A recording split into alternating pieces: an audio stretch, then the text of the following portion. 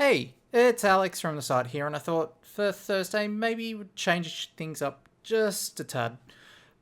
Been writing articles last few weeks and going through old games, and I thought coming up to PAX, and also because of the timing of how everything works out, schedule and all, thought it might be a little more practical if I actually did a video of something as opposed to just showing some old 480p or worse footage of something. So I was thinking about Revolt today.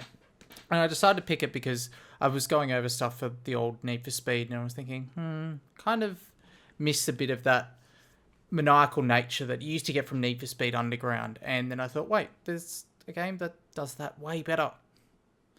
And that's Revolt. So, come through here. Now, the version you're playing, you'll see down below, it's version 1.2, and that's because if you actually try and go and buy Revolt, again, you can't. It was released on PC through Good Old Games a while ago, but then there was a bit of a tiff, I guess you would say, between the people who own the IP at the moment, which is WeGo Interactive, the mobile developer, and they're the ones who ported it to Android, and the people who made the version 1.2 Fetch, who are just fans who have been keeping this game alive since, 2004, I think. Of course, Revolt goes back further than that.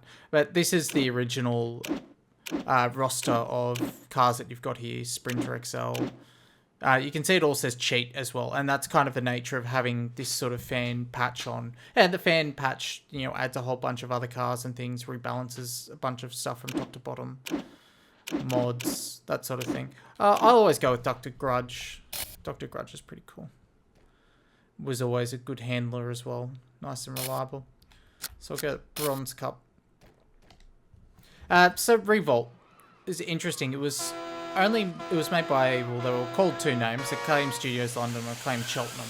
And they were mostly a porting studio, and the only other thing of note that they did of their own volition that I could find, and I'm actually kind of surprised by this. I'll use the lightning here, because that's always a great defensive power-up. Was Forsaken, interestingly enough. And I was trying to actually think about Forsaken the other day because I've been thinking a lot about flight games. And Forsaken came out around about the same time as Descent Free Space. It's another game that sort of seems to have vanished a little bit. But other than that, Acclaim Cheltenham Revolt was basically the only thing that belonged to them. Other things that they did mostly were sort of the ports for Mortal Kombat 1 and 2 on Game Gear, Genesis, the Game Boy, stuff like that. Wow, I should actually pay attention to where I'm racing. Boy, I actually really don't hope I have to flip because I can't remember what I... There we go. Oh, great. Oh, no! Oh, you bugger. Let's see if we can get on course here. Like that tunnel can be a nightmare, especially if someone decides to put like a bowling ball in it. So they did sort of the Mortal Kombat ports. Their list is doing Crazy Taxi as well. And that was on the PS2, I think? It was the PS2. Before then, but they're a real old studio. They did a lot of stuff for the Amiga, the Commodore 64. I think they even did some stuff for the Spectrum. Smash TV was one of the main ones that they took control of. So, sort of a... Actually, what was I thinking of the other day? I think it might have been Super Mutant Alien Attack. It's sort of an Aussie indie. I was looking at that and it was making me think a bit of Smash TV. But the other things as well, like random games like Summer Heat, Beach Volleyball. They did a bunch of movie tie-ins.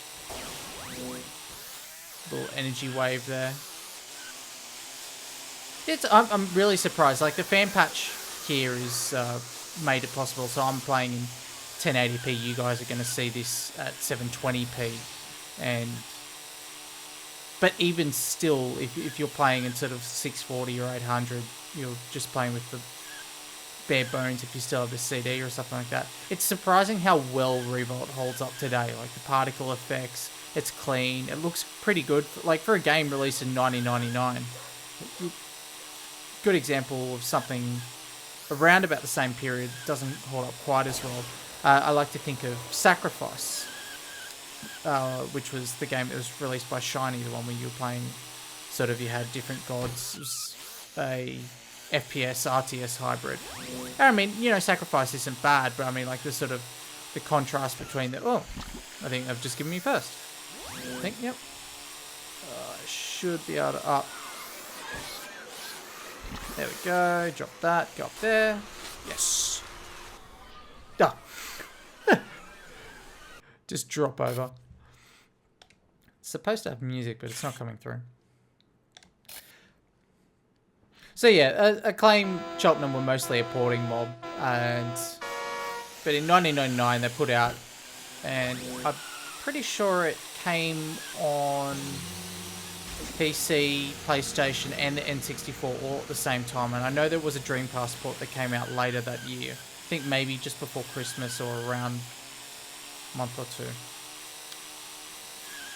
And for me, in terms of when I think back of kart races,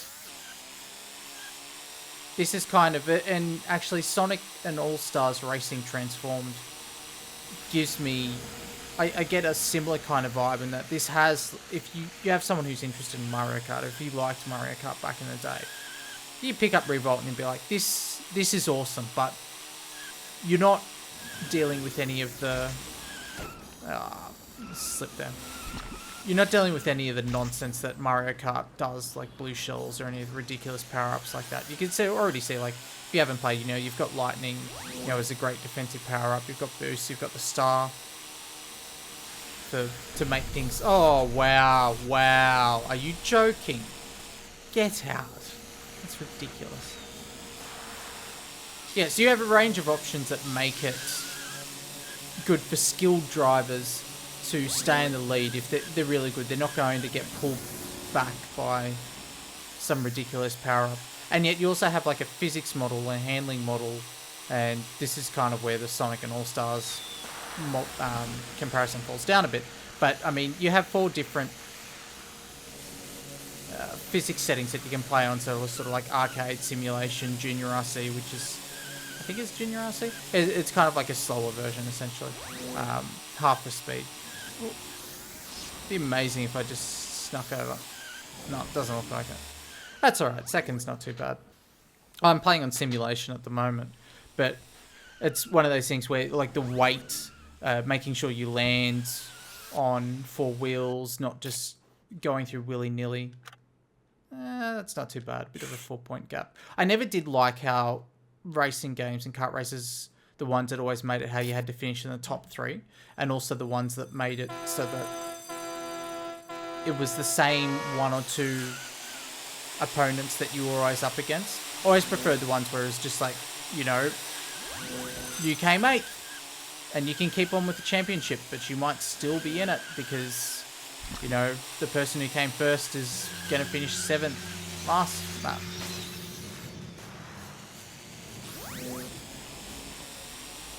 I think it's this section here. This looks bizarrely nice for what it is. And other thing about this as well, there's lots of little shortcuts. This is not really much of a shortcut, and especially if you're playing on simulation, the way that the change in that ground affects you often makes me wonder whether it's really worth having a crack at it at all. But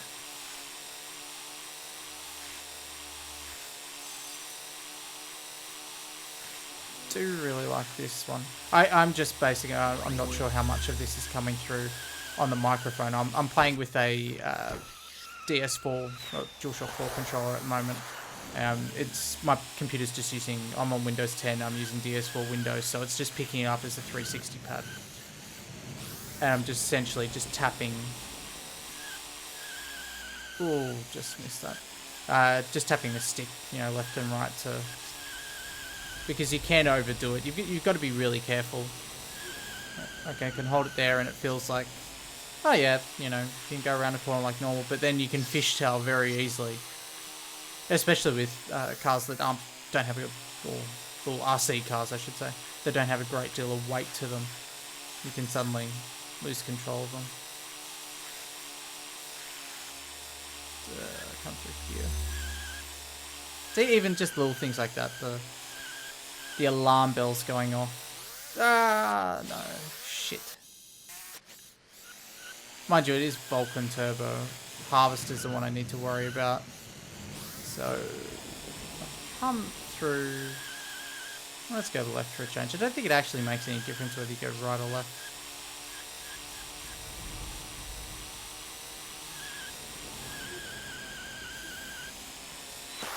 Wow, you little shit. I guess it does mean I could probably... Oh. Nah, I probably don't have enough acceleration and take over. Oh shit. Oh shit, you're kidding. Oh my god.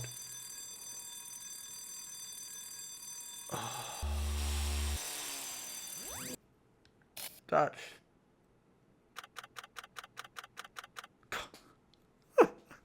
That could have been so much better.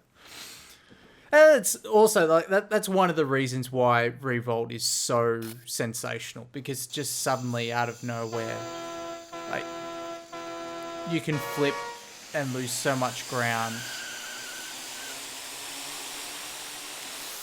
Speaking more recently today, the Revolt, I mentioned before, you know, the Fan 1.2 patch, it's been kept alive for over a decade now. But there is still a tiny little multiplayer community that's out there having fun, continuing to update and patch. I mean, the latest fan patch or the latest build of 1.2, I think it's at 1508, I want to say. I'm not sure. But that came out only in March this year. So, I mean, there are new maps, new cars that have been put out all the time. And all the time, you know, with respect to we are dealing with, you know, a pretty small community here, but there are people that absolutely love the hell out of this game, and you know, for obvious reasons. The main places you want to go for that are RV House, Revolt Zone, and Revolt Pub, although I think the other two are more active and certainly more lively. And RV House is actually, going past that, it's another thing you got to watch for, like the little sprinklers just like spraying water on the tracks. You don't see it so much on this one, Botanical Garden, because the sprinklers are so far, they're placed at points on the track that are really far away, so it's quite easy to dodge and you're not forced to interact with them. But I think it's the later Toys in the Hood that should make life suitably difficult. There we go. Yeah, I think it's a later Toys in the Hood has a sprinkler that's quite difficult to dodge. So, oh, shit. And this is where the physics come into it. So just having... It wouldn't be so bad if all four of the wheels got hit by the oil slick, because then I could just treat it like almost like aquaplaning. Could just go straight and not steer and then wait until the oil wears off, although it's kind of difficult and that's at the corner. But when two of the wheels are done, you're cooked. It's never a good time. So yeah, the main one is sort of RV House is a third-party sort of fan multiplayer lobby service that they made. But alternatively, if you don't want to do that, Revolt, and I've tested this before, Revolt works pretty damn well on LAN. It's actually, I've had... Oh, that could have been awkward. It's a pretty good precursor. I mean, considering in Australia how many LANs still play flat out 2. Should do this as well. Some of the other things you can, won't let me do it here. You can actually go in first person mode with the fan patch. Yes. Yeah, Vulcan Turbo got up there in the end.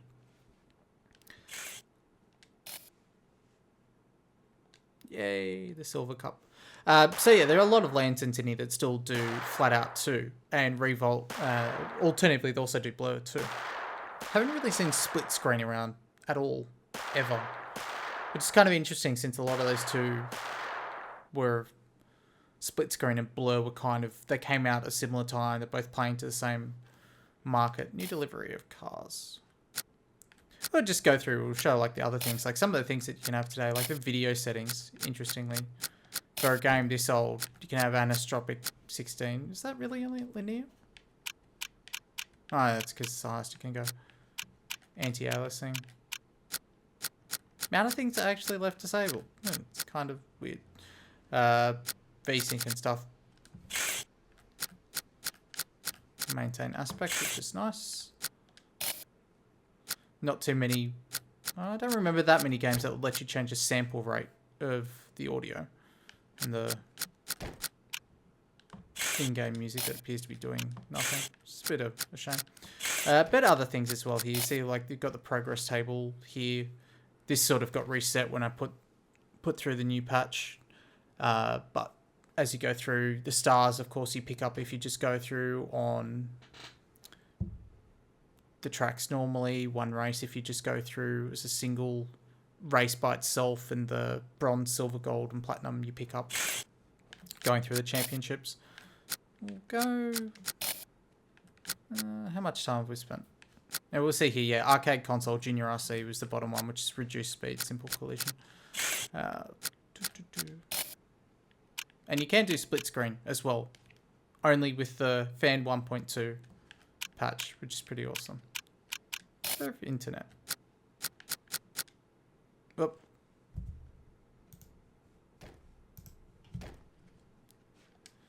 Don't want to be doing that. So we'll just back out of that briefly.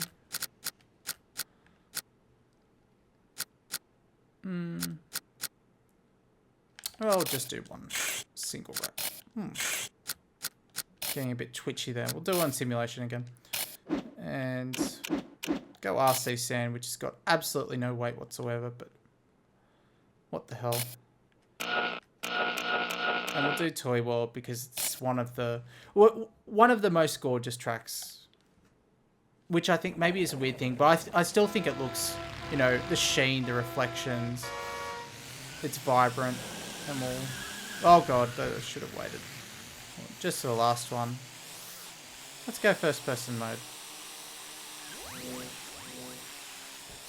Downside of doing it in this mode is you don't actually get to see where your wheels are. And that's... I find that's kind of important. I'm not like a professional Revolt racer or anything. I'm selling... Oh, bugger. But especially on simulation mode, if you're trying to avoid a lot of the slips and slides of jumps. Oh god, that's so disorienting. Being able to see where your wheels are is pretty important. This weight of this car is ridiculously light. Oh god, and I'm just landed. Okay. Oh, great. More oil slicks.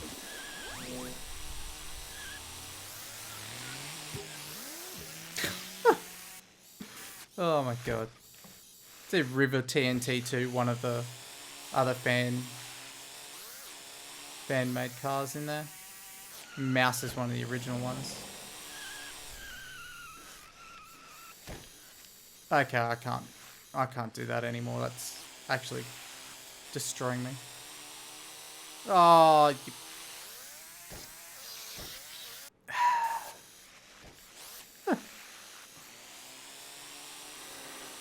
Oh god, it's over already. Bloody hell. Yeah, shame the music isn't working in this fan patch. It was working previous version. But, I mean, it's not particularly, you know, you're not missing out on a massive amount, so there is that. Amazingly, it wasn't last. TNT2 does finish last, though. Yeah, it's a bit of a shame for that. Cool thing is you can watch the replays as well.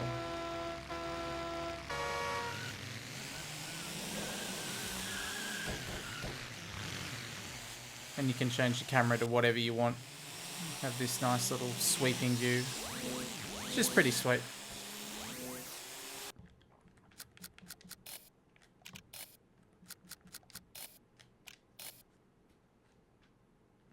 So yeah, that's, there we go, yeah, see at the bottom left, the Alpha 15.0330. So that's, yeah, that's a current mod of, well, current progress of the fan patch anyway. So yeah, that's Revolt. I thought I'd just take a look at that, and in terms of all of the games that we've looked at so far, going back and doing the retro looks. You know, there's Shogo, there's Wii Fit. I was thinking about Descent the other day, actually, and that was tying up between sort of doing Descent 2.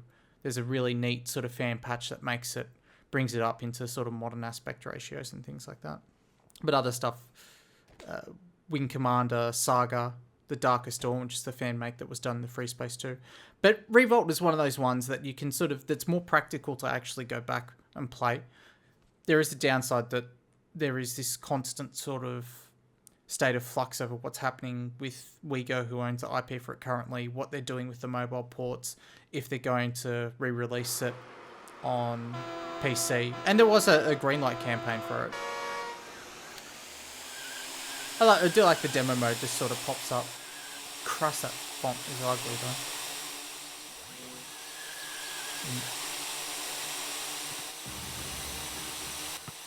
But as for whatever's happening on that end, it's kind of irrelevant because when you go back and play it, and this is something that you can go back and play, you'll always end up with sort of the fan patches and pages anyway.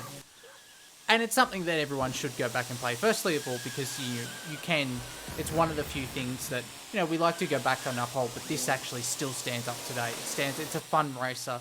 It works on LAN. It's pretty easy to get set up. It was a good game back in the day. And it deserves a bit more credit. And also, there's a really good Mac port of this that works quite well, which is really handy for a lot of people, especially if, you know, just go to LANs and you've just rocked up with, you know, your work laptop or whatever it is. And it plays just fine on a keyboard, which, you know, to me means a lot because, you know, I don't always have access. You know, if you are on your laptop, you might not have access to your controller or something like that. Interestingly, what came up there, Probe. Probe was also the name of, back when they were doing the Mortal Kombat ports, that was what Acclaimed Cheltenham were also called. They put out a bunch of stuff as Probe. So, anyway, that's Revolt. I will see you all next week, or unless you're going to be at PAX, then I may or may not see some of you there at various points. Come up and say hi. And otherwise, enjoy and let us know what you think. See you next time.